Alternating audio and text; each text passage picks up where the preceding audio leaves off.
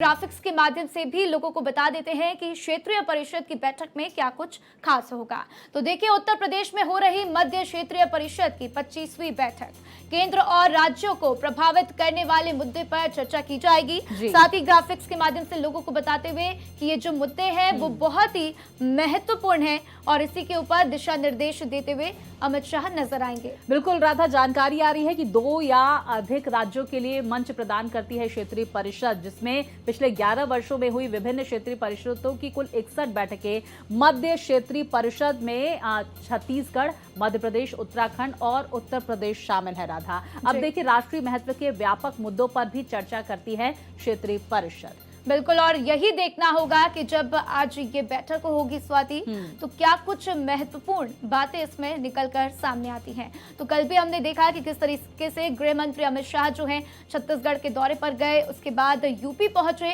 वाराणसी पहुंचे।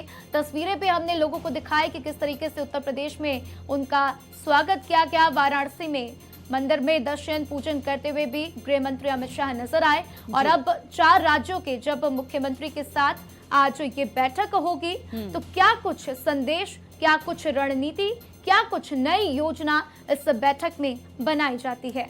बिल्कुल, देखिए, मीटिंग में 4 राज्यों के मुख्यमंत्री भी शामिल होने वाले हैं। मध्य क्षेत्रीय परिषद की आज महत्वपूर्ण बैठक वाराणसी में होगी, जहां पर केंद्रीय गृह मंत्री अमित शाह इस बैठक की अध्यक्षता करते हुए नजर आएंगे। बैठक में सदस्य राज्यों के 2 वरिष्ठ मंत्री भी शामिल होंगे और 4 राज्यों के मुख्य सचिव भी मीटिंग में हिस्सा लेने वाले हैं।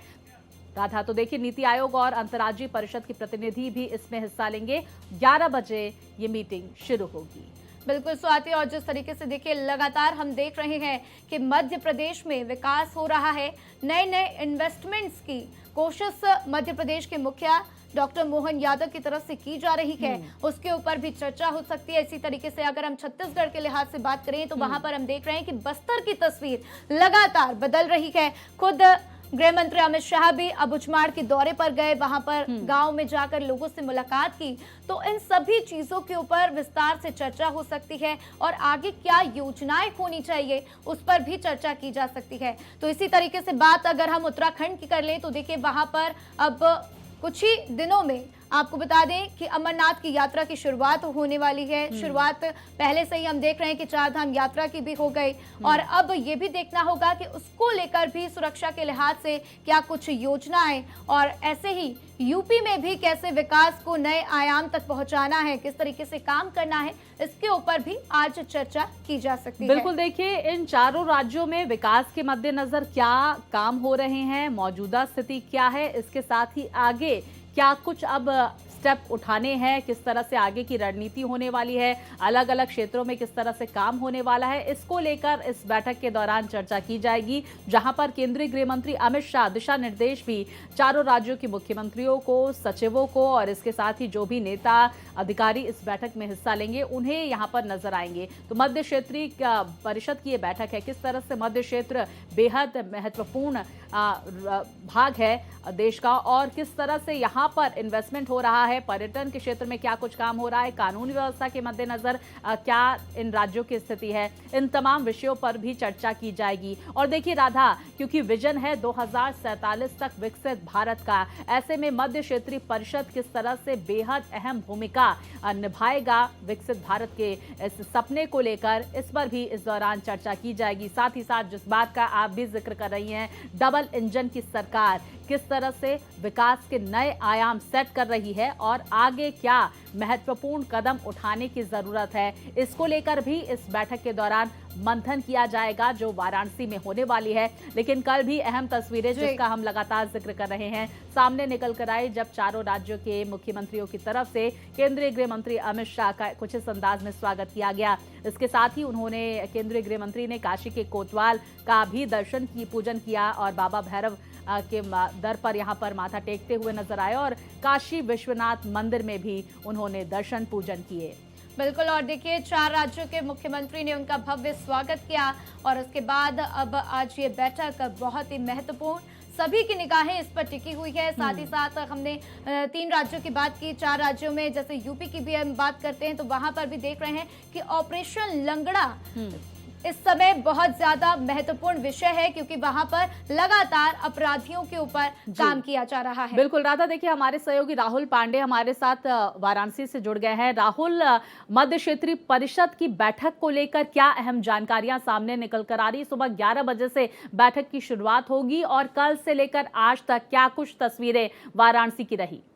जहाँ सुरक्षा के आप देख सकते हैं किस तरह से पुख्ता इंतजाम किए गए हैं। इसके साथ ही सबसे पहले जब यहाँ गृह मंत्री पहुंचे तो चारों मुख्यमंत्रियों के साथ वो सीधा काल भैरव मंदिर पहुंचे, जहाँ उन्होंने बाबा काल भैरव का आशीर्वाद लिया, पूजा पाठ किया और उसके बाद आज ठीक 11 बजे से बैठक शुरू होगी। लेकिन बैठक से पहले खुद मुख्यमंत्री योगी आदित्यनाथ काशी विश्वनाथ धाम गए हैं, जहाँ काशी विश्वनाथ धाम में पहुंचकर वो बाबा का आशीर्वाद लेंगे।